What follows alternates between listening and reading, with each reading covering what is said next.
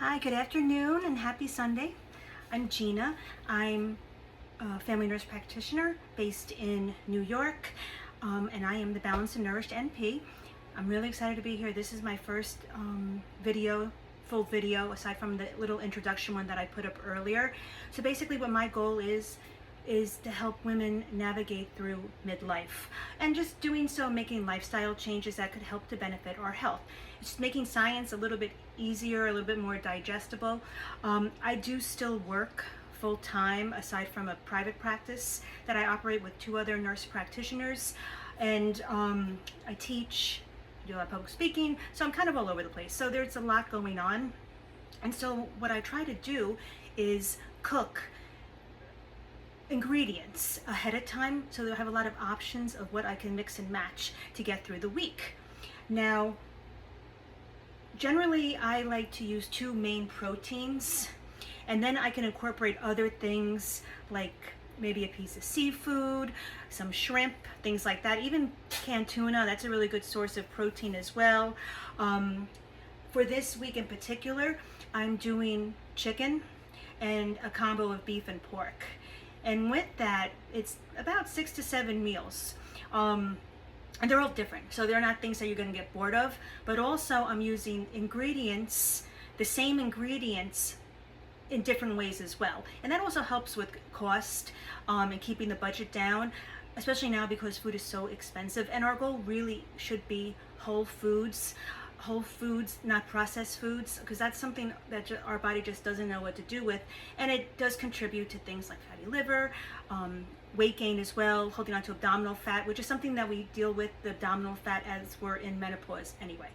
So what I do today, for example, in the morning, or you could do this overnight, I'll take a whole chicken and I'll put it in a crock pot, and I'll put about 1/4 of water, not much. Then I'll add things like onions, carrots, whatever herbs you like. You know, you'll season it, of course, salt and pepper, or seasoned salt, whatever you like. And then that cooks on low for a while, probably about 6-7 hours. You want to make sure it's fully cooked though, so you're going to use a meat thermometer in the thigh, being careful not to touch the bone, to make sure that you're at the correct temperature so you don't get sick. Now, the benefit of that is, because this is not the type of chicken you're going to have like a roast chicken dinner with, because the texture changes, the fat, the skin, it's not going to be crispy, of course. So what I like to do is I then take all the meat off of the chicken, and then I can incorporate it into different meals. So I did that, and also I'll strain the chicken, and when I strain it, after I've taken the meat off, like the carcass and whatever aromatics are left over, I have a really delicious bone broth, which it essentially is free, right? Because we didn't have to buy it, because we used what we had already to make it. So that's also cost effective, and it's much healthier than anything that you're going to get canned or on the shelf, regardless of how good a brand it is. And there are some good brands, but regardless, it is much less expensive, and you get a lot, which we're going to also use throughout all the meals for this week. I also like to use broth for if you're making, say, brown rice. It does to make it taste a lot better. It's an adjustment going from white rice to brown rice, and if you're not there yet, that's fine. There is absolutely no pressure with that whatsoever, but that helps. I don't want to shy away from grains, so what I'll say is, when I'm eating and I'm looking at the plate, half of it I want to be produce, like salad, leaf or dark leafy greens, maybe sauteed with some beans, onions, or garlic, whatever you like. Some hot pepper is also good. Cruciferous vegetables are a great option as well, but we want that to be half our plate. Then the other half, we want quarter protein, really good quality protein, because that's really where the majority of the protein for the meal is coming. And ideally we want 30 grams of protein per meal. More is better in this case. The goal is 90 grams a day for women, but my personal goal is I try to be a little bit closer to 120 grams a day. It's my personal goal. Everybody is different. I will always advise you to speak to your primary care provider, and based on their recommendations is how you want to go forward with eating. I don't know everybody's individual situation, so this is very general, and this is really what I do for me in particular.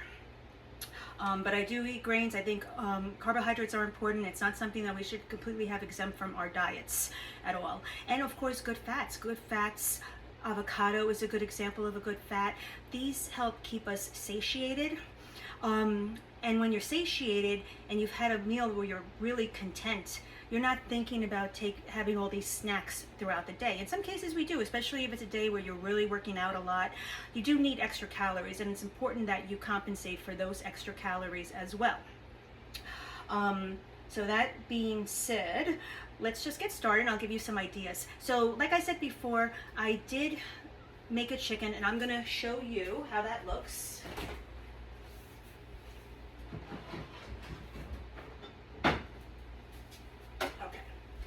So how that looks is I take it all off the bone, and with that I'm going to incorporate it into different things. So some examples of what I would probably do this week. We're going to be making a coleslaw as one of the sides, and so maybe take this chicken and reheat it with barbecue sauce or like a buffalo style sauce. That would be great in a wrap or on a roll, maybe with some of the coleslaw as well. You get different textures, different flavors, and you'll see each chicken is going to be different. I'm a very big fan. I love Greek inspired food. Lemon potatoes are probably one of my favorite side dishes. So these are easy to make too. So for the lemon potatoes, I just cut them up in wedges. I'll add some olive oil, some of the bone broth that we made today, lemon juice for sure. Then oregano is nice as well. Salt, pepper, whatever you like. Everybody has different taste.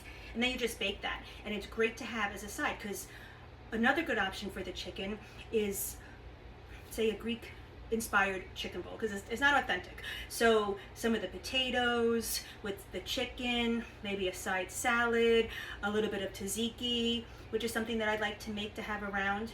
Since I always have plain Greek yogurt in the fridge, tzatziki is very easy to make. It's essentially fresh dill, the yogurt, some lemon juice, salt, pepper, maybe a little bit of fresh mint, which you could use with all different recipes, the meat recipes and the chicken alike. Or that's another option if you feel you need a snack, some of that with maybe some pita or pita chips and some vegetables too. It's a great way to get some additional fiber into your diet. With the chicken, we could also make chicken wraps. Maybe you want to make a traditional chicken salad, like a mayonnaise based one, that use in a regular whole wheat wrap, or maybe you want to use lettuce wraps too, which also gives us some extra fiber as well. There's an array of different things we can do. I also love to make baked potatoes or baked sweet potatoes to start the week as well. So with the different potatoes, you could, again, that same barbecue mixture we talked about earlier, you could put that on top of your potatoes as well. Some of the meat dishes we're making, we're going to make like a Mexican inspired, again, not traditional, but the flavors inspired with the ground meat and ground pork. And that would be great on either the sweet potato or a baked potato, maybe with a little bit of cheese, a little bit of sour cream, or in lieu of sour cream, you could always use the Greek yogurt as well. And it is a healthier option for sure. So what I want to get started with is just give you an idea of how I break down the recipes, and I prep everything ahead of time. So for today's purposes, I did cut up all the vegetables, and you'll see the same vegetables being used over and over again. I'm using cucumber, onions, carrots, and a decent amount of cabbage as well, which is going to be used in different recipes. And what's nice about using the vegetables in different ways is you're getting them, they're different textures based on how you're eating them. So that also alleviates the fatigue that you may experience sometimes with meal prepping, where you feel you're eating the same things over and over again. But to start, I'm just going to turn this on. And some places I may kind of speed up when I edit, just to, so you're not, watching me stand here heating food up. But with this is just, so the second meat that I'm using, it's ground beef and ground pork, and I'm using it in 3 different meals. I'm going to use it in a bolognese style sauce with pasta. I like pasta. I'm not going to not eat pasta. And then the other remainder, the other half, will be divided into 2 different servings. So it's not quite as much meat because it's probably only going to be 1 meal. It really depends on you. But I'm going to make an egg roll in a bowl style, and that's how I'm going to use some of the cabbage as well. So I have cabbage for coleslaw, and I have the cabbage that I'm going to do for the egg roll in a bowl. So it's just different ways to use it. And I'll make rice, of course. So this is something that would go on top of the rice, and it's a complete meal. It's very filling, and there is a really good amount of fiber in it as well. And then you have the good fats with the rice, additional carbohydrates. So will keep you full. And also, by all means, having a little avocado is great. I incorporate avocado in a lot of different ways. So I'm starting to brown this. And what I'm going to use for oil, this is sesame oil, but it's not your traditional sesame oil, like the toasted sesame, so it doesn't have that distinct flavor, which I like. That I like to use to drizzle on finished food. This is more for the actual cooking purpose, so you just need a little, especially with these pans. Caraway, who is not a sponsor, but I would love for them to be one day, because I love their pans. So it's not toxic and nothing sticks. It's incredible. So we're gonna get the meat going, and you always have the option of draining the fat from the meat as well. I don't really use super lean meat, like I said. I think some fat in your diet is important, but again, it depends on your medical needs. May be very different. Everybody's are different, so you would want to make adjustments based on that. I'm also going to make available to you a PDF that's downloadable, and it's going to have the meals, how I'm breaking them down for this week, and also it's going to include the macros, and there's going to be some recipes there. Also attached will be a bunch of different breakfast ideas. Breakfast is also something that I don't prep in containers in advance for the entire week, but I have things like I have oats, I have granola that I make, so I know what's in it. It's definitely pretty healthy. It's probably one of my favorites. So I'll make granola. So if I have the yogurt, I'll have yogurt with some seasonal berries. Whatever in season, usually it's berries, and if it's in the winter, it's berries that are frozen. Because I also do eat seasonally, and in order to be a little bit more cost effective, as you know, since everything's so expensive, especially good quality fruit, and I like to stay as local as possible,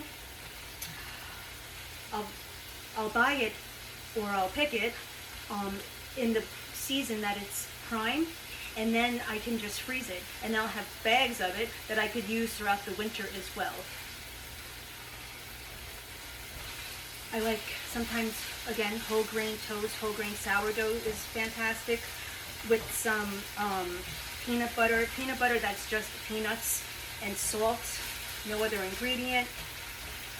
That's one of my absolute favorites as well. And again, with the side of fruit also, that's nice because there's some protein in that, but then you also get the good fats as well, and the whole wheat, the carbs, so you are really satiated. You could even have a little bit of yogurt on the side with the berries too. That would be great. Or another one of my more favorite hacks is I'll make a bunch of hard-boiled eggs. Now, hard-boiled eggs are great because you can have them for breakfast with different things. Or they could be a quick snack as well. They're a good source of protein. I think it's about 8 grams of protein per hard-boiled egg. But what I also love about the hard-boiled eggs, you then have a later option in the week, if you choose, to maybe make an egg salad, which is a good source of protein as well. I prefer mayo, but if you have the option to mix that, if you want part yogurt, do whatever you like to do, whatever type of mayo you like to do as well. They're great in lettuce as lettuce wraps, or of course on, like, say, sourdough bread with some vegetables. Tomatoes are in season, or almost in season. Sprouts, those give a nice texture to it as well. Of course, lettuce is another great option. In the egg salad, I like celery as well, sliced up very thin. I don't have any at the moment, so I'll just be omitting that. But that's also great when I have it. I do like to add that as well. All right, so there is not much to this. So what we're going to do is we're cooking the meat. It's a beef pork combo. Then told you before, I prepped a bunch of vegetables. So I prepped a bunch of carrots and onions and cabbage, and I split it between the coleslaw and what I'm going to use for the egg roll in the bowl. And then the remainder of the onions and carrots are actually for the bolognese sauce.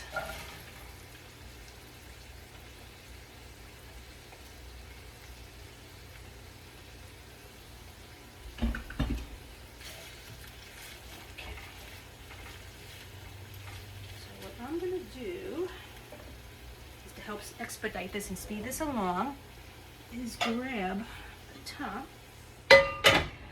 Please bear with me in terms of the filming. I'm new to this. I'm trying to figure it all out and navigate around it. So it's going to be messy before it's better. I can promise you that.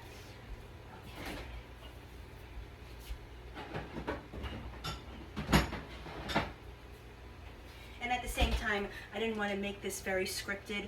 I wanted it to be, realistic and comfortable to what I do during a Sunday afternoon. And I really don't like to turn the oven on too much in the summer, as much as possible. So a lot of things are either outside. I'll use like the Blackstone or like skillets like this, for example. Now the potatoes have to be baked, but what I'll probably do to control the temperature, I have one of those toaster ovens from Pampered Chef, so it's pretty big. You could use it as a rotisserie, you could use it as an air fryer, you could use it as an oven. So I'll use a smaller Corningware and I'll put all the ingredients and I could just bake it in that. And then this way the whole house doesn't get hot. Sweet New York, the weather is crazy. It's super hot, then it's not so hot, then it rains for 2 weeks, so you never really know what you're dealing with. So while that's cooking, something else I like to do is to have also another cold salad or colder, something that I can eat cold as a main course, especially if I'm at work and I'm seeing patients in person. It could get very busy and you don't always necessarily get a full lunch, and to heat up food, then it gets cold. And what's really important to me, and this is so much easier said than done, especially if you're eating and you're at work and depending on the type of work that you do, but as much as possible, I try to be intentional when I'm eating and really take my time eating, not having my phone on, not looking at the computer, just me and the food. And you eat much slower, and with that, you really appreciate the food, and you'll be surprised how that alone will keep you satiated to the next meal. And it's okay to be a little hungry when you're getting ready for your next meal. That's what you want. If you eat well, and you're not just picking at snacks and stuff all day, especially a lot of snacks have empty calories, you'll feel much better. Now this is especially true if you're on GLP-1s.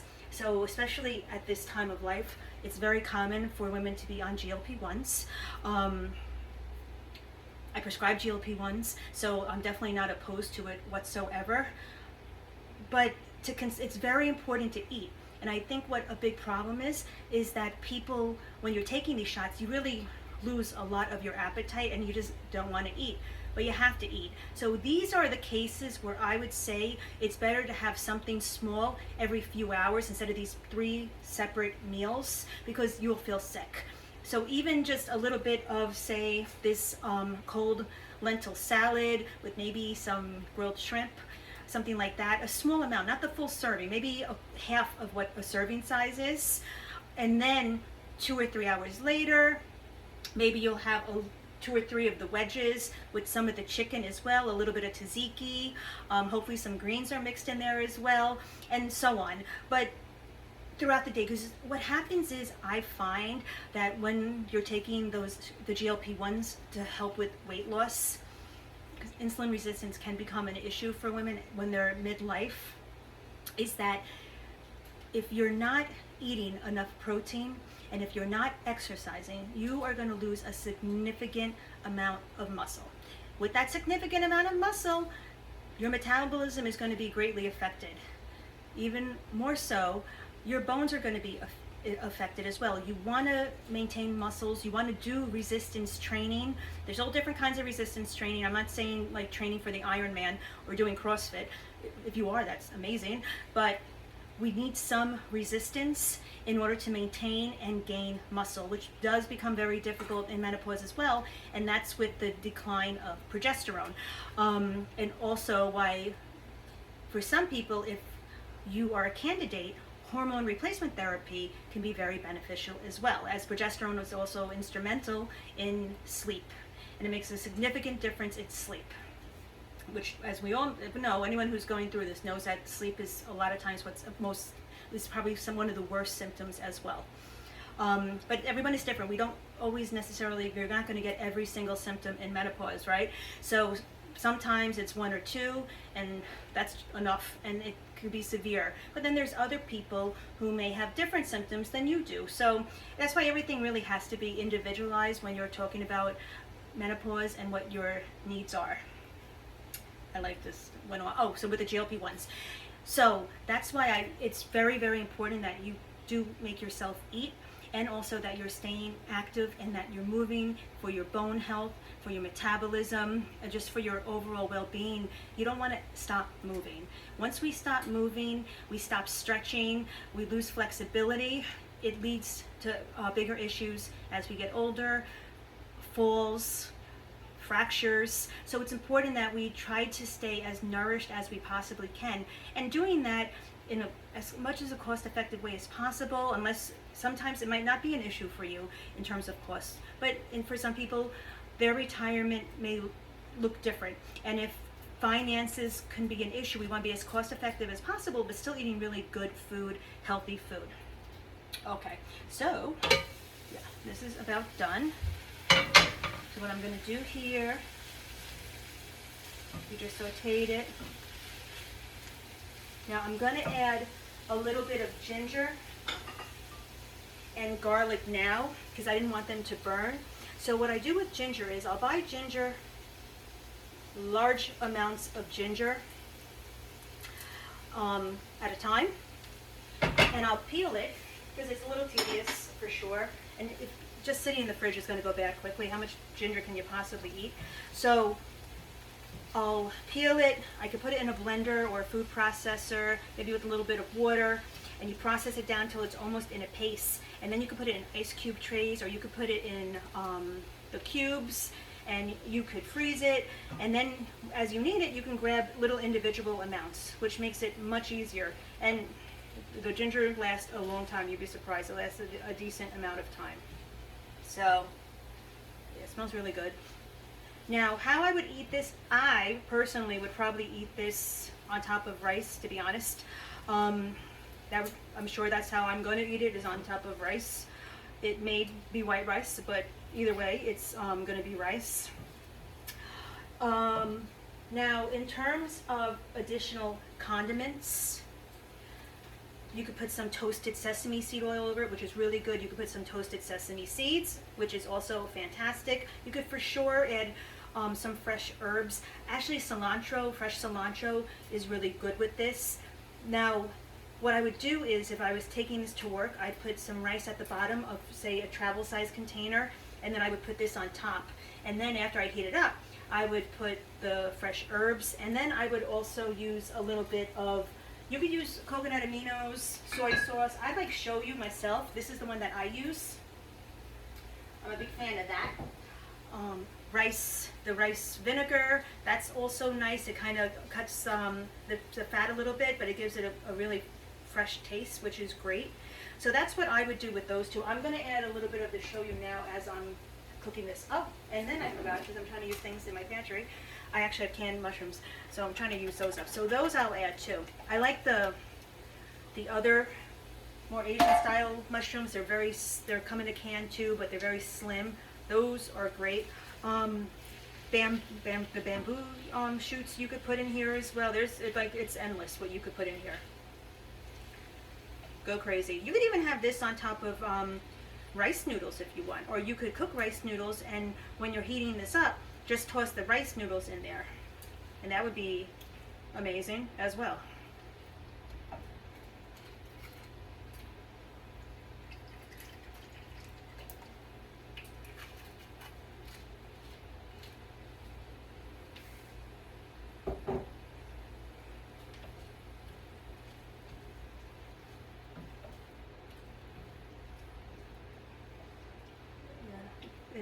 Smells like an egg roll, literally. And you'll see, I only used, what did I use? I used like a 1/4 pound of meat, that's it. Pork and beef, it's not that much. And it's the vegetables, a ton of vegetables that are tons of fiber, so you'll feel extremely full. So there's one meal down. Okay, so we have all the chicken. We talked about the potatoes, which you could do in advance, and you could just, I like to bake ahead so they're always available to me if I need to reheat food quickly. Let me see, what did I do? I had tons of containers. Actually, let me see. For today's purpose, I'm just going to put these in a bowl for now. I'm just holding vegetables.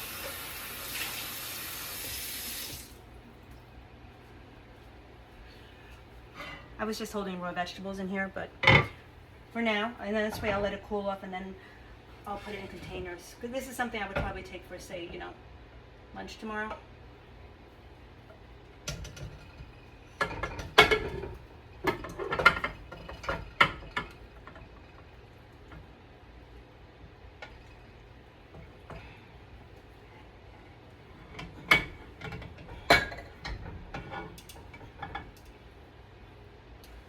God, these pans are heavy. So I'm just gonna let this sit for a second, let it cool off so I can wash it, and then we'll make the next dish. Now the next dish we're gonna make is kind of Mexican inspired. I'm using that very, very, very loosely because it's not authentic in any sense of the imagination.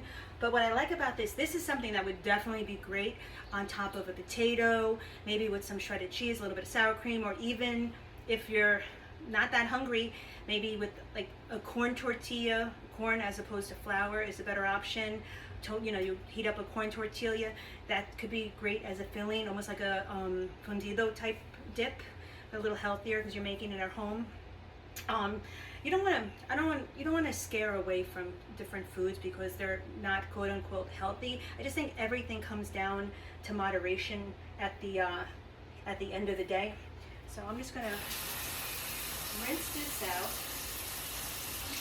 and then we'll make that dish. And you see how quick all this is. Once you have all the vegetables chopped in advance and you have everything ready to go, even anything canned that you're going to do, like, you know, clean the can, like open the can, it makes it a lot easier.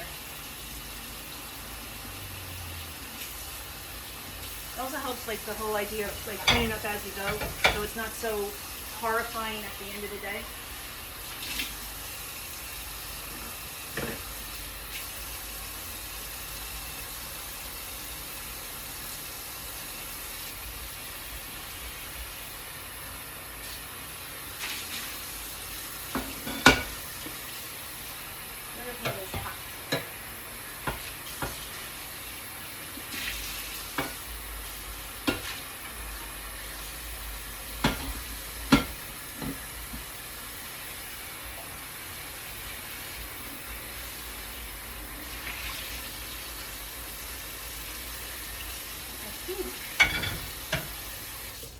Expedite this. I'm just going to grab another pan. Really trying not to go crazy with the pans, but all right.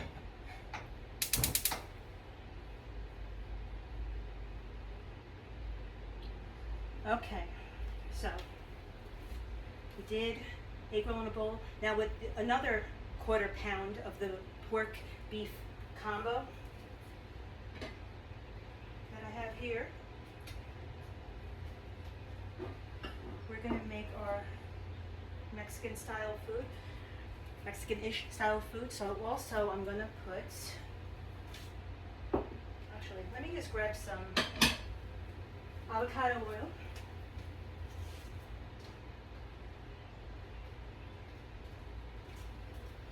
I think the worst possible times would be redoing my cabinets and I have to have my stuff on the dining room table. All right, Thank you for bearing with me. So, this is so here I have just onion and red bell and orange bell peppers. So I'm going to use part of this for the lentil salad. So I'm just going to drop this in here. Remember, this is a cold salad. And then the other half, I'm gonna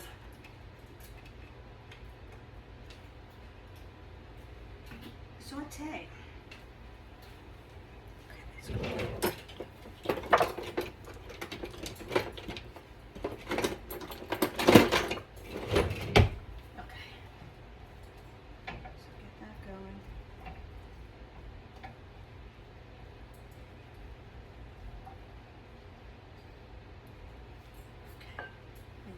Just a little salt. Salt helps also to get the water out, so it will kind of expedite things a little bit.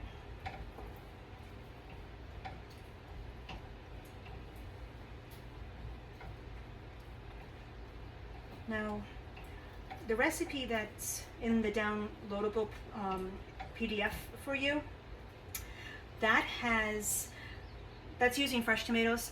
Now, I like to garden, so my tomatoes, this is in like the Hudson Valley area of New York, my tomatoes aren't quite there yet at all. They're still really green, so I don't have that option. So instead, I'm going to use Rotel.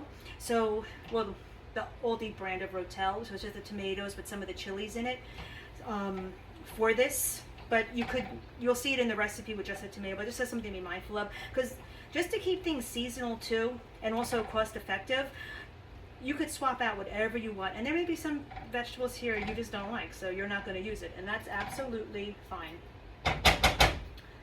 Okay, so let that go a little bit, and then I'm going to add the meat. So this is the remaining quarter of it.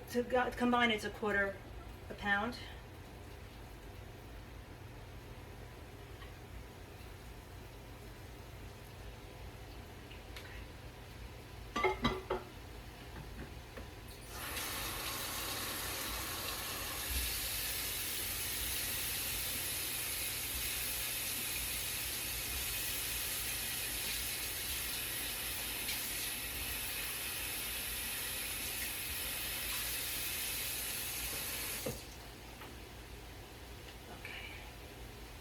As I'm browning this,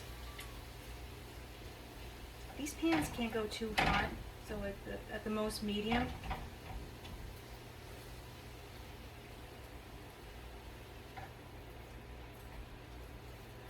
So we're going to get that going.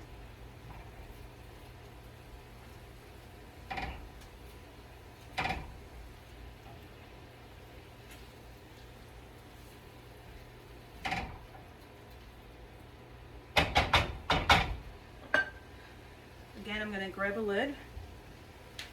Okay.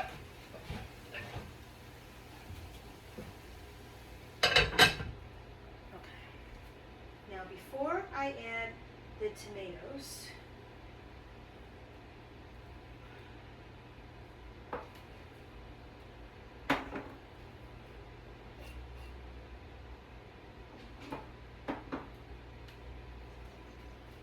what I'm going to do, I'm going to add the remainder of the garlic.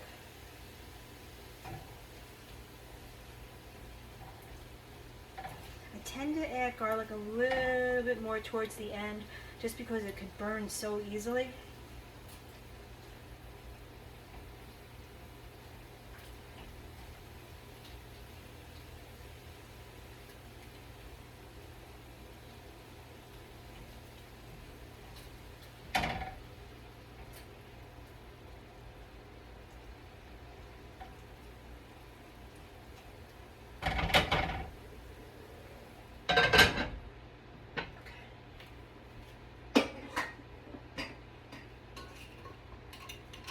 This is cumin. Cumin is one of those things where a little goes a long way. By all means, you could use the taco seasoning packets in the store as well. I find they tend just to have a lot of extra in it, things that I'm not interested in. Also, this also could be served over rice as well, by all means. And with that, I'm sure I'll add, again, fresh cilantros, maybe some sliced green onions, like scallions. That would add a lot of texture as well. Sour cream, a little bit of grated cheese.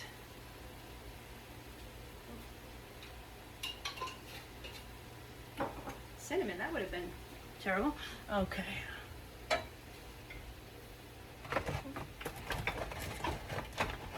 Put cumin. And a tad of smoked paprika. I think smoked paprika is probably one of my favorites. It just like levels up everything. A little dried oregano would be good too.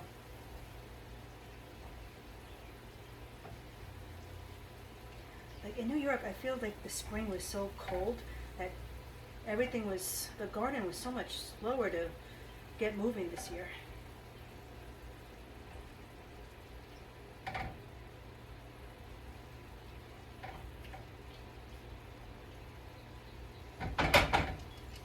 Okay.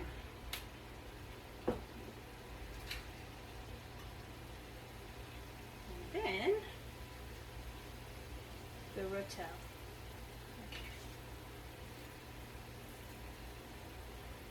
I'm going to drain the water. I guess it's optional what you do with that, but I'm going to drain the water.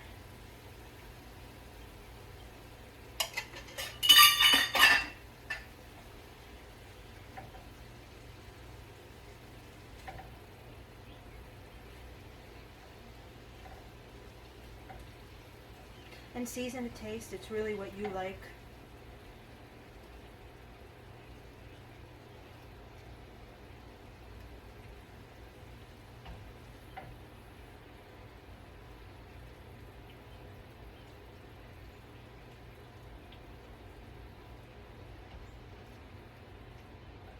I'm going to cook this for a little bit just so the flavors can all blend together. I feel like I'm forgetting something. I don't know.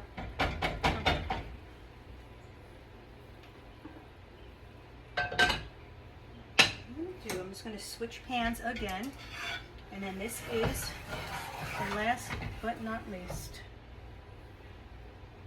bolognese sauce. This is one of my favorites. This is not a low-fat food. Just prepare yourself for that.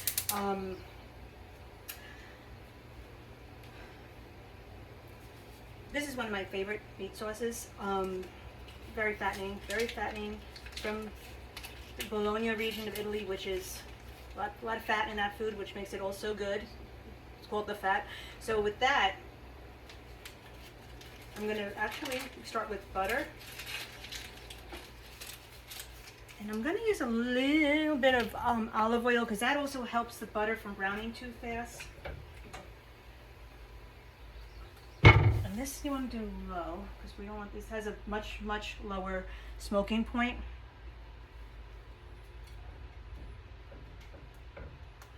This too, actually, if you're interested in freezing food, this and even the Mexican style beef, they freeze really well. So you could take the 4 ounce, even 8 ounce, whatever you want, those cubes as well, and freeze them, and then just pop them in a Ziploc and label it. This way, it helps to always have meals available, and that sometimes helps if you get home late and you're really tired, and maybe it was a weekend you were away, so you really didn't get that chance to meal prep. But you'll have food available. So I do like to do that as well. I knew what I forgot. All right. These are the black beans, the Mexican dish. Knew there was something. Menopause brain fog. It's fun. All right.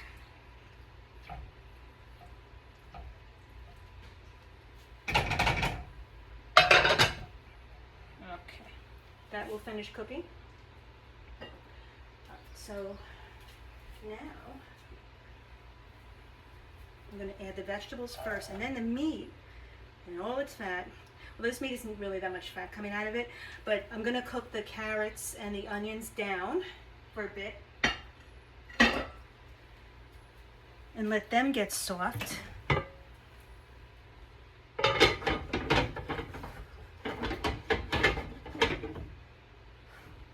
Now this takes a while to cook, so I'll spare you from having to watch it cook with me.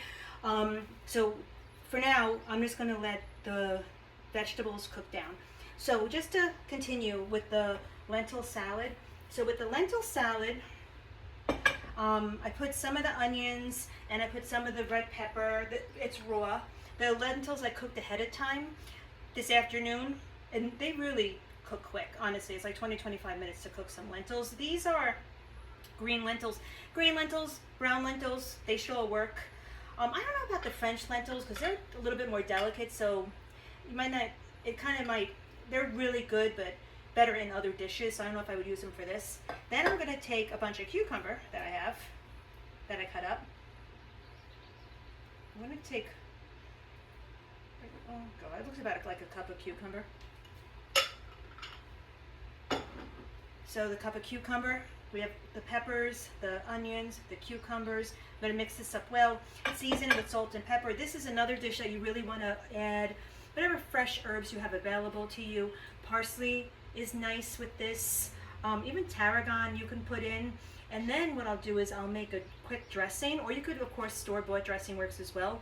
But what I'll do is just some Dijon mustard, some lemon juice, some olive oil, and then you just shake it up really well, and then you could toss it. And that you could actually do in advance, and the salad with the dressing on it, because it's not going to get mushy.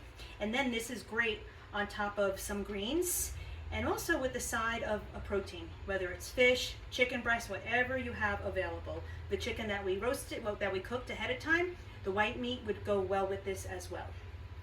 So you have a lot of different options. So now I'm just going to add the remainder of the pork.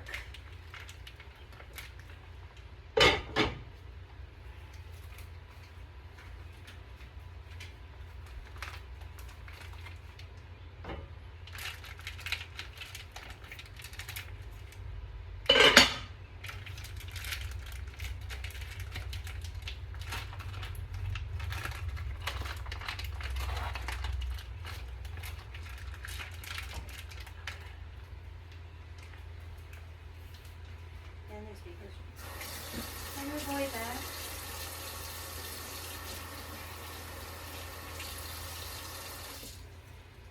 I'm trying to be mindful of that. Like constantly washing your hands when you touch raw meat, especially. So that my hands are a little wet, so I'm going to use this a little bit of salt, kind of get things going.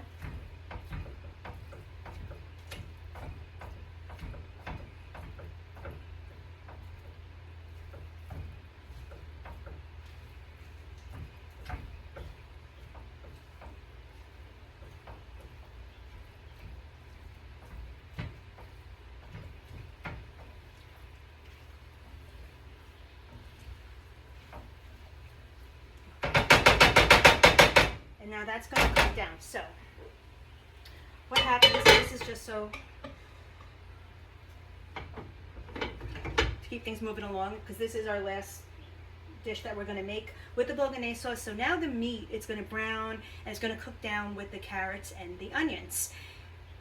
Once that happens and everything is cooked down thoroughly, I'm going to add about 2 tablespoons of tomato paste, and I'm going to make sure it's mixed in there well. Then I'm going to use 2 cups of my broth.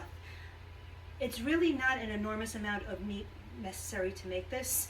And then I'll add the broth, and then you let it cook down till it's, for a while. It's going to cook down probably for about at least 20 minutes on a very, very low heat. Sometimes 30 minutes, it depends. You know, you want to keep checking in. You also want to make sure that you season it accordingly. And then at the end, when we're about done, we're going to add, I add a little bit of dry sherry it's nothing expensive. It's like the cheapest one because I'm cooking with it. But the sherry it's, you need the sherry. You really do. Well, you don't really need the sherry, but it just does something. The taste of it, it's amazing. And then I will be eating this over pasta. And pasta, I like imported pasta just because it's durum wheat, which is, you know, semolina, and water. That's it. The bronze dyes they use to cut it, it's dried thoroughly, so it's a very long shelf life. And imported pasta could be extremely expensive. I don't know where I was looking, but it was like something like $7 or $8 for a box, which is crazy. But then Aldi,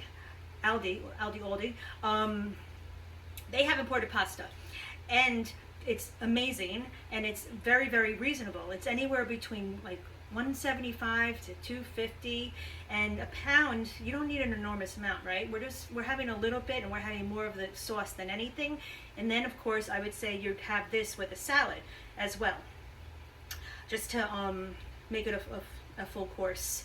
But it checks off all the boxes with the vegetables, the salad, the vegetables in here, the meat, which is a great source of protein, and we have more than enough fat. So I do like butter, but if I'm having butter, it's European style butter, grass-fed butter. Again, I think Aldi's my favorite store. They have their own European butter that they that's grass-fed butter as well, which is really good. You know, Kerrygold, of course. I think it's Puglia, which is an Italian brand as well. I've seen those all over. I've seen them in Walmart. I see them everywhere. They're all over the place. Even places like BJ, Sam's, they have it as well. But when I cook, I use the unsalted butter. Because I'm going to eat butter. I'm going to not have butter. It is what it is. So we're going to keep letting this cook down. See, it's not quite there. Not quite there, because we really,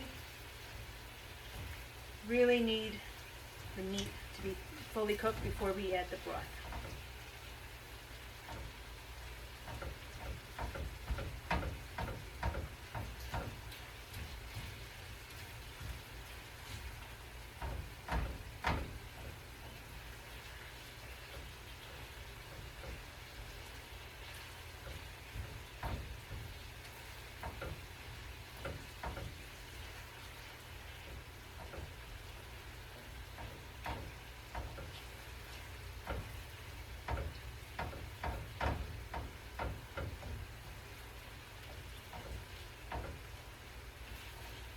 Okay.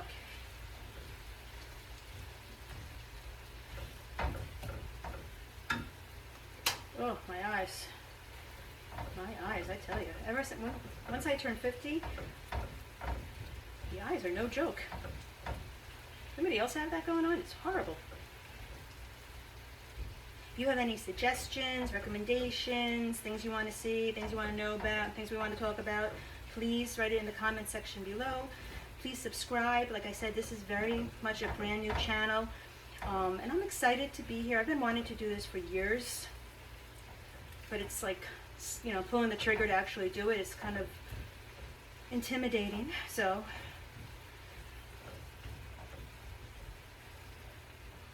okay, so this is all brown. So what I'm gonna do is over here. So what do we got here in terms of cups? Alright, so this is at 4, so I'm gonna go down to about here.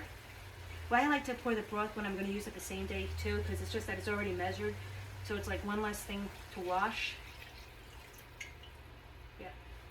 Now the rest of this broth, like I said, I did use some for the potatoes. You could use water by all means, or vegetable broth, whatever you have. But I did use it with this. Now the remainder I'm going to use for making rice, and I will use a little salt. I will use oil for sure when I make the rice, but when I don't eat an enormous amount when I'm having the meals. And rice is really the best when you first make it, but the reality is that's not happening during the week. So I do make it in advance, and then I just put it in the fridge and I take it as I need it, and it works out. Now this you're gonna cook uncovered. I'm gonna add some of the tomato paste.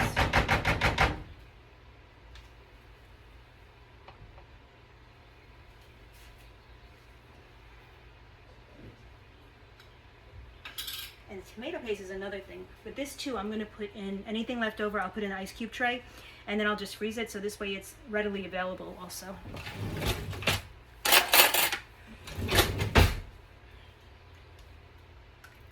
I don't measure, so I'm kind of winging it. But I did use actual measurements in the downloadable for you guys. Let's see. Let's see. Doesn't take much.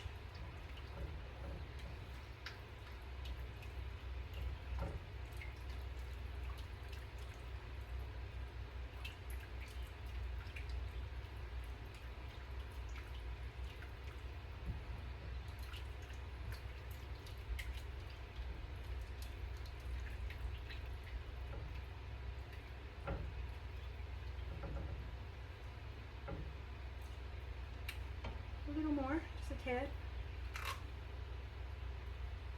And that should do it. And for sure, Parmesan cheese. Just try not to buy this stuff in the green can on the shelf. You don't want shelf stable with this cheese. You want, even if it's Parmesan, it's expensive. Romano.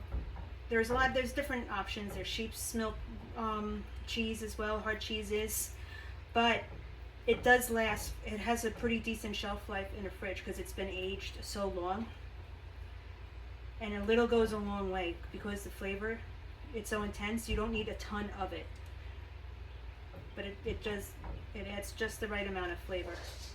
This is like probably my favorite sauce. And you really can have it with any pasta. There's so many rules with this sauces and pastas, but you could really have it with any kind of pasta you like. Okay, so it's going to be a minute. It's going to be a while. That's going to cook down for a while. So while that's cooking down, I'm going to finish cleaning up a bit. This.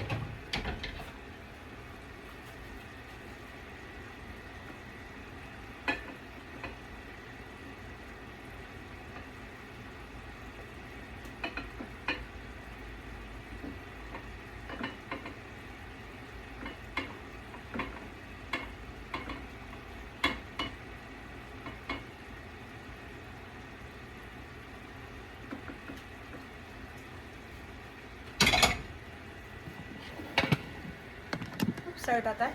Another thing also that I like with this, if I had some, which I don't, corn. You can either drain canned corn or frozen corn and mix it with the Mexican style ground beef mixture. That would be really good.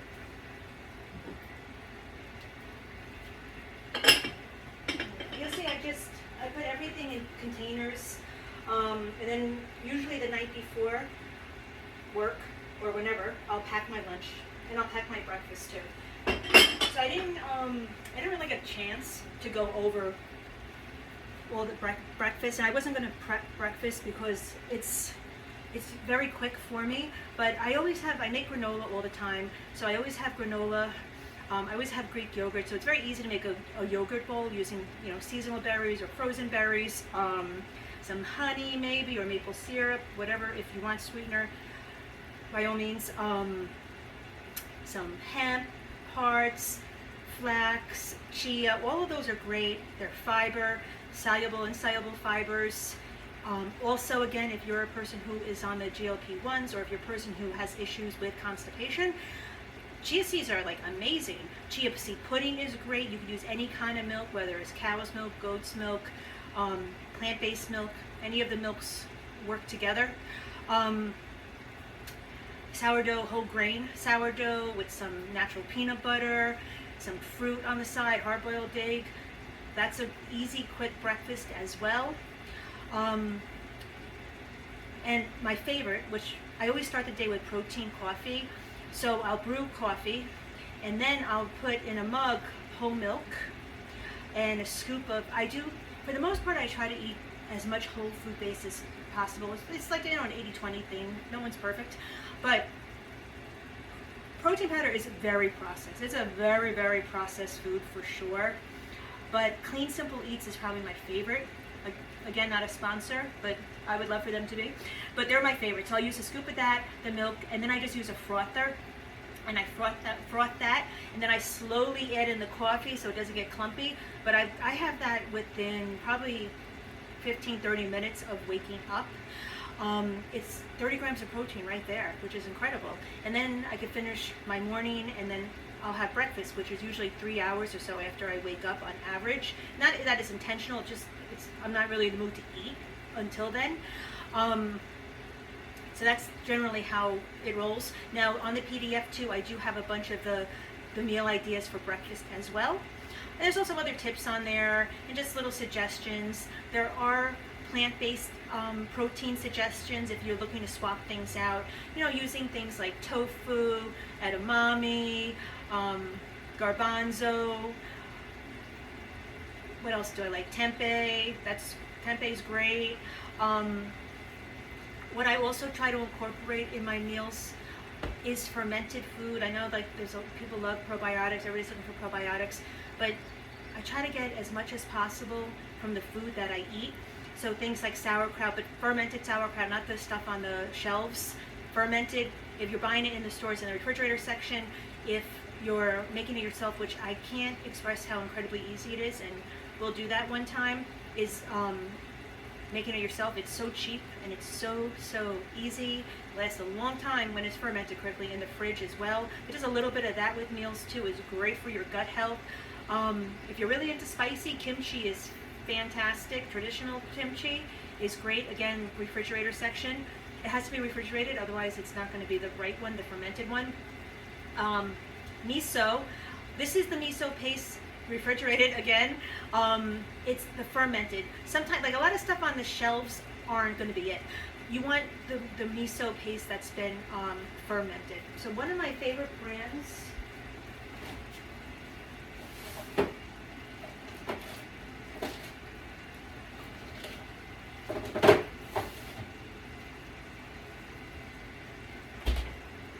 Miso Masters Organic. They're miso, and you'll see it's fermented. There's not a lot of calories, not a lot of anything. The taste is amazing. It's really nice when you're making your own Asian food, or even just a very quick, like miso soup is just maybe boiling like some filtered water And you can have an aromatic in there if you want. Definitely a piece of kombu, which is the seaweed, which is also great. And as Americans, it's not something we eat on the regular, for sure. And then once it's getting hot, I'll take a little bit of the water out and I'll put some of the paste in there and I'll blend it. Then I could shut the stove off and I put that mixture back in. And this way it doesn't kill the fermentation, but it's great. It's very different than the powdered miso that we're used to. Like a lot of takeout restaurants and things like that, they're using powder, but what you want the real miso for sure. Now this is coming along nicely, faster than I expected, which is great.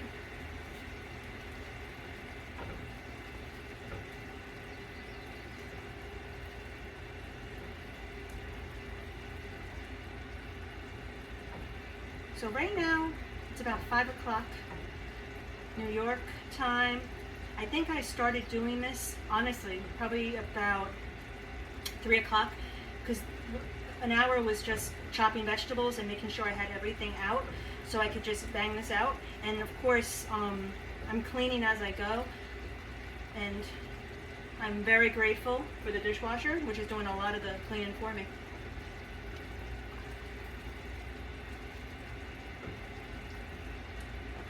So what I'm going to do, this is going to be so hot. This is sauce. You'll see we're almost there. See how thick it is?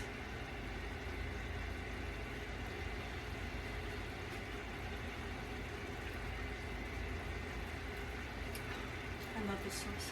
Okay. This is good. At this time, if you wanted to add a little extra salt, if it wasn't enough for you, by all means. Salt's another rabbit hole I can go down. I really, right now, like Redmond's real salt, especially their seasoned salt. It's so good. Sure, there's other things out there, but right now that's the salt that I'm going with. And I like the Celtic salt too, the coarse. I use that a lot when I'm doing things like, you know, I put it in water, boiling water, or if soups, it's great because it will dissolve quickly. It's just because it's coarse, it's not something I put directly on food. All right, and this is literally it. So now we're just going to add a little bit of sherry. It's up to you how much you use, and keep in mind the alcohol does burn off though. But it's just something about, I don't know what the magic is here. That's it, not a lot.